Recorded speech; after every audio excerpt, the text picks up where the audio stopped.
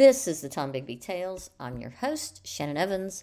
I write about a small town in northeast Mississippi called Columbus, and sometimes I write about the rest of the state. This episode is titled The Last Dance at White Arches, a Southern Belles Ball. In the twilight of the antebellum era, White Arches stood as one of Columbus, Mississippi's most impressive mansions. Built in 1857, its distinctive octagonal tower, ornate cast-iron balconies, and sweeping verandas epitomized the grandeur of Southern architecture. The mansion boasted 15-foot ceilings, imported crystal chandeliers, and hand-carved mahogany staircase that spiraled gracefully between its three stories. On this particular fateful January evening in 1861, as tensions between the North and the South reached their breaking point, White Arches hosted what would become a legendary social event. The mansion's ballroom sparkled with hundreds of beeswax candles and sterling silver holders.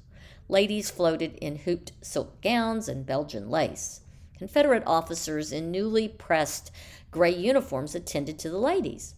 Crystal punch bowls were filled with syllabub and brandy-laced eggnog.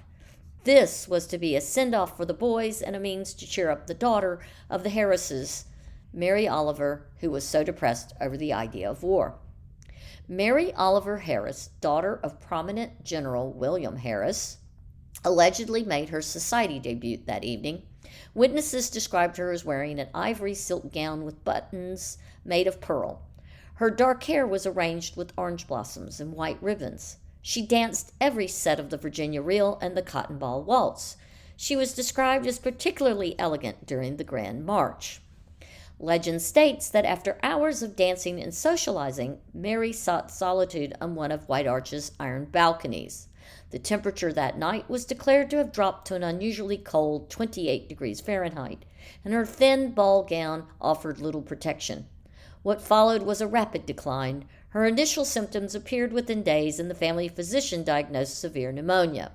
Traditional remedies like mustard plasters proved ineffective, and her condition worsened despite round-the-clock care. She was said to have died pining for the boys who left for war and the horrific chill she took. Now, Mary's story has become intertwined with the larger narrative of the Civil War's impact on Southern society. While the above story is sweet and rather melodramatic, Mary Oliver did not die until 10 months after that party, possibly from diphtheria, maybe typhus, scarlet fever, or even smallpox that was making the rounds at that time. Certainly not from pining in the cold at a debutante debut party. She was a little old at 20 for a debut party. Truthfully, it was a giant send-off party for the Columbus Riflemen and a means of raising funds for them by bringing all the who's who of the town together. Nevertheless, Mary died November 2nd, 1862.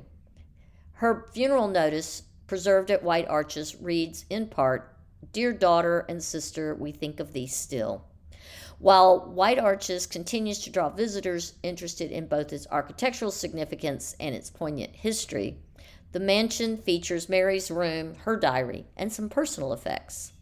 Now, I want you to historically note that while the core events are documented, some details, of course, have been enhanced through oral tradition and local folklore to create a fuller narrative of this significant historical moment.